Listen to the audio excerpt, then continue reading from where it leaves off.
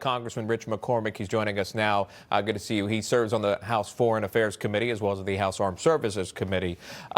When you're listening to John's report, I'm just curious if you had a reaction before we move on to now finally seeing Minnesota law enforcement stepping in to assist and noticing that they actually had to get involved with detaining and stopping some of these protests that are getting unruly. Oh, imagine that. One team, one fight. When you're talking about protecting American citizens, American property, there's no bigger constitutional responsibility.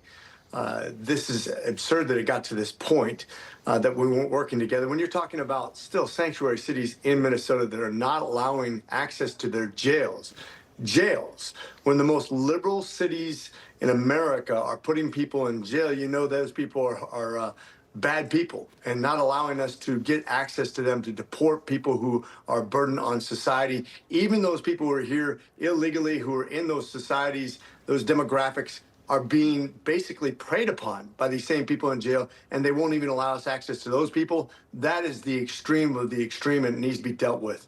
Let's talk about how this story is being portrayed in media, if we can. Here are just some headlines that we've seen and we've come across. Starting with this, Politico puts ICE shootings are freaking out the GOP. They're afraid to tell Trump. Time magazine, a horrifying situation. Republicans call for transparent investigation into fatal Minneapolis shooting. ABC News, congressional GOP criticism grows over Preddy shooting and Minnesota ICE operations. Does that concern, are you among those of the Republican Party that are concerned about how things are being handled in Minnesota? I think we have to have total transparency. I think that's the first thing.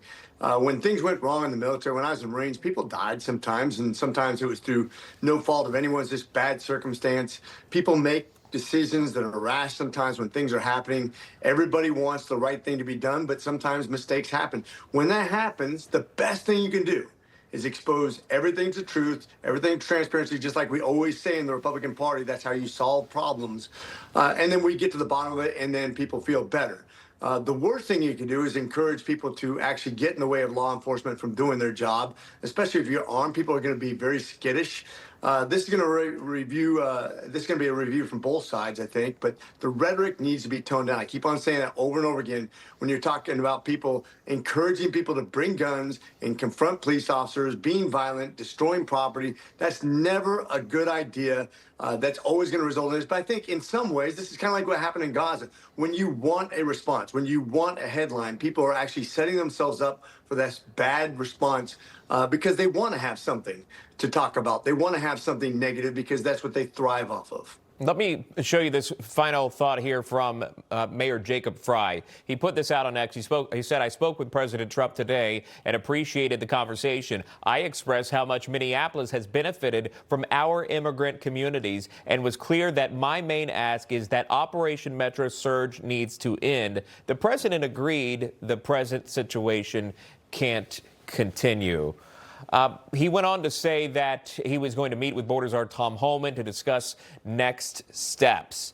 Are you encouraged by the president seemingly working with the mayor, working with Governor Walz, remembering that these two didn't want to work with President Trump in the beginning days? They spoke out against President Trump and then spoke, again, dangerous rhetoric, comparing this administration to Nazis, to the Gestapo, and now they've come to speak with President Trump.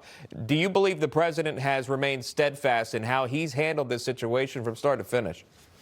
He has, and I tell you, one of the things that's his superpower is he talks to everybody. He's the most accessible president ever. Look at the number of media hits he does per day, the number of people he talks to. He reaches out and touches representatives from both sides.